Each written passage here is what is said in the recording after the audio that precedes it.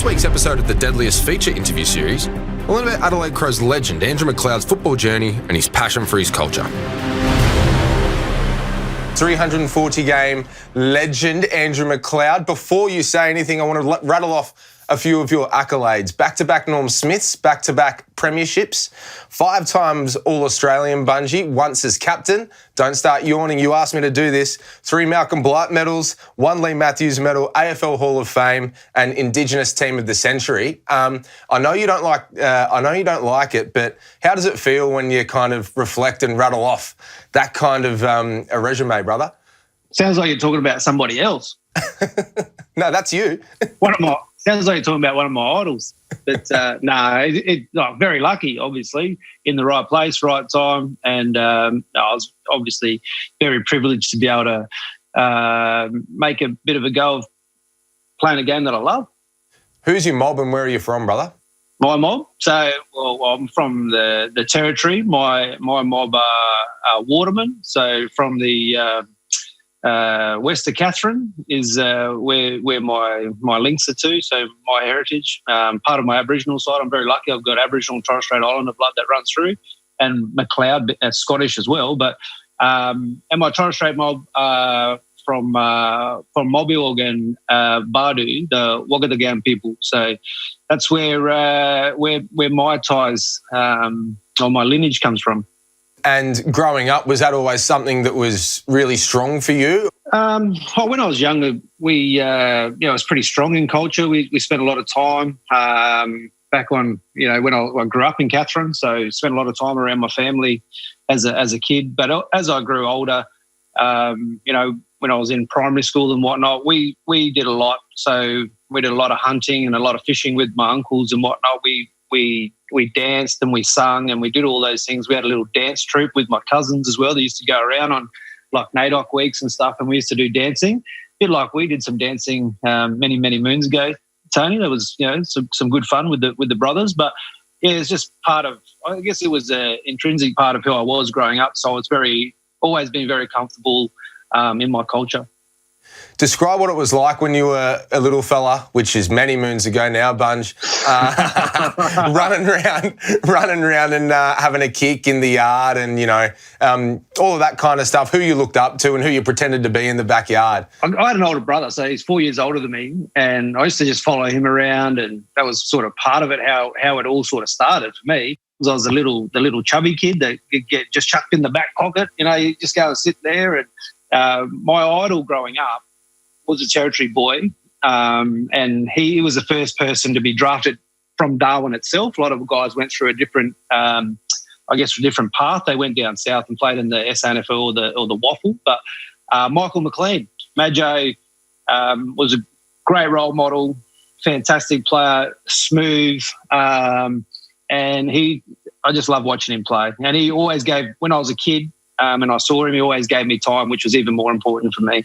Talk to me about, when you started realising that, hey, I might be able to make something of this. Oh, it was a bit of a strange one, really, because I always wanted to be, I was going to be the next Brad Fittler, next Wally Lewis. I wanted to play rugby. One of my cousins played for Manly, for the Seagulls, and we just wanted to play rugby. So I was sort of going down that path more so than the footy path. And footy for me just sort of happened. I just jagged coming down. I was playing Teal Cup for the Territory and was able to come to Adelaide. And I got invited by the great Bob Clayton, who got me to come down.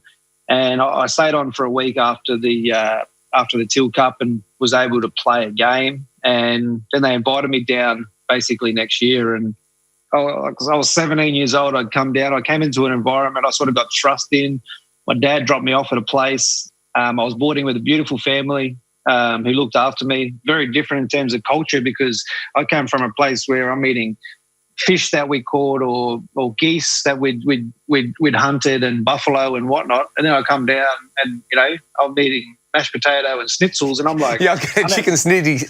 Yeah. I haven't seen this stuff in my life. So it was a bit of a culture shock for me, but that was it. I played one game in the 19s, 3 games in the reserves, and then I played in a premiership in the league side in 94. At what point in that year were you like, okay, I might be getting a gig at an AFL club here. I was in Darwin, I remember, got a phone call saying, we'd love to, is from Fremantle saying we want to talk to you. So basically that was it. I jumped on a plane with my dad. We flew to Perth, and we had a conversation with the guys down there, with Jared Neesham and I think it was Jared McNeil at the time, who's their footy manager. That didn't go too well. And why not? The story gets blown out of proportion a bit because it said Jared Neesham didn't really know who I was. He had a lot of Aboriginal fellas that were going to play at Freo. I had a couple of earrings in my ears that probably didn't like too much either. He didn't know, and I was sort of like, it felt like I was being disrespected a little bit. He probably thought I was disrespecting them. Anyway, we ended up that didn't work. I flew down business class, flew back in the back seat, the last seat of the plane, fixed the toilet. Me and my dad. I'm not getting picked up. One of the funniest things ever. And then within 48 hours, I was being shipped around to all different clubs. One of your old clubs, Collingwood was one. I was heading to Collingwood at the time. Sydney were keen. But in the end, I landed Adelaide. And, for me, God said, best thing that ever happened. I was comfortable in Adelaide, came here, to be able to play 16 years for a great club and win 2 flags with some great mates and to have a career and do what I've been able to do is amazing. What's it like stepping into an AFL club or an AFL system for the very first time? Well, for me in Adelaide, it was crazy because at that time they were one team town. They were like rock stars. It was like I was walking into all you saw these guys, all I ever saw them was doing ads for Hungry Jack's or Toyota and these types of things, and it was like, wow, look at these. And to be honest, like Tony Modra was probably the biggest and still is the biggest star I've ever seen. He just amazed. Like he couldn't go anywhere. He used to get followed home. It was like, what is this place? It was an interesting time. There were some great people there that, for me, that threw their arms around me and helped me along the journey. So for guys like Ben Hart, for example, Mark Ricciuto, who were similar ages, I did get thrown under the bus by Real in my first year though, because they used to have this fat boy club. So it was like, see how heavy you can come back at the end of after my second pre-season. You believed him? I believed him. It wasn't much fun, TA. It wasn't much fun. I came back, they called me the hamburger for a while. Not too many years after you start, you guys go back-to-back and you win back-to-back Norm Smiths. What was that like? We had to change a coach. Malcolm Blight came in at the end of 96 and just changed everything. He was like, oh, we're going to be serious. We're going to be a real team here. And we trained. I've never trained so hard in my life. But it was good. And we needed to get to that point where we could, push your body to a limit and pass that get into that hurt locker. So you knew that in games when it came to the crunch that, you could stand up.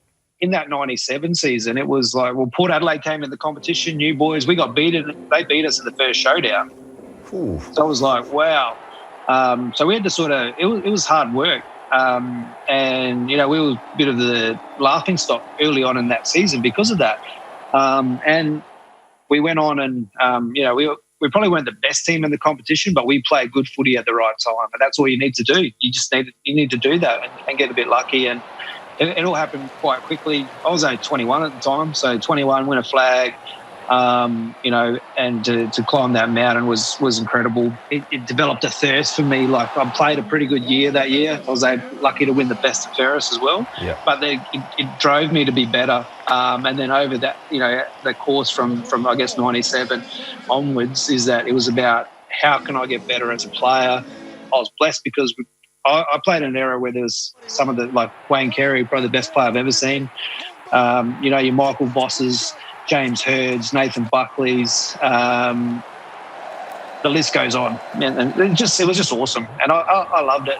And it drove you to want to be better. Do you reckon 98 was harder to win or you guys knew what it took so you were able to go back there again? Yeah, it was a lot harder because And the thing about playing in '98 is that we didn't play any home. We didn't have the luxury of playing home finals. Did you finish 7th? We finished 5th. 5th. We got spanked in the first final by Melbourne. Jeff Farmer went nuts. I played on him for a little while, and I thought, got off him. Swap. And then we did it tough, so we had to travel, and then we had to go back to the G and play the Doggies again. And once we got to there, we were able to play the Dogs, and we felt like we had their measure. We'd trained pretty hard as well. So one of the things that Craigie and Blighty did was they trained us extremely hard, and we just knew we were ready for a challenge. But then to beat. Probably the most satisfying thing is to beat the Kangaroos, because for me, I think they were the best team of that era. Yeah. So from 1990 to they were the best. They were the best team. That sort of showed the measure of us as a team, is that to beat the best. And Duck still to this day says that he won us the flag because he missed those goals. But pressure builds diamonds, Duck, and you couldn't step up. Then you go on, and I guess your footy elevates itself. What are some of your favourite, goals or steps or tackles from your career? There's a few. There's the goal against the Port where I kicked the goal from about 50. Matty Clark tapped the ball out, threw a little bit of candy to Adam Kingsley, and then launch one from 50. Anytime you beat you kick one against Port is good. I kicked a left foot goal against Port, which sort of got us over the line as well. The Hawthorn game, in my second game where I kicked the winning goal, it was it's always one of those memorable ones, because of the fact that it was at the start. I always wanted to do and be remembered for as a player is that in times when your team needed someone to be able to step up. And I think that's the measure of great players, is like when the team is looking, for someone to give them something and to inspire them and to drag your teammates over. It's about, wanting to be that person that they can look up to. And I hope for my teammates that, I was able to do that more often than not. How are you seeing the way the game's going? And then do you like how professional it's going? There's so many people attached to a footy club these days. What the predicament we find ourselves in now is it's going to scale it back a bit to, back to when we were playing a bit. And we did it as well, like as some of the senior guys. You got to step up and take that responsibility of teaching the younger guys. And I think we'll see some emergence of some great leadership coming out of what we see, because we're not going to have, this full cohort of coaches around and that. And it's sad that people are losing their jobs and whatnot over it. But it's sort of going to strip footy back to a little bit of its not bare bones, but almost in a sense. And it's I think it's going to be good. Look, I love the game, and people always say, "Would you love to be able to play in this day and age?" And it's all different and whatnot. No, because that means I wouldn't be satisfied with what I did and what I was doing and the career I had. So I don't miss it. Never missed it.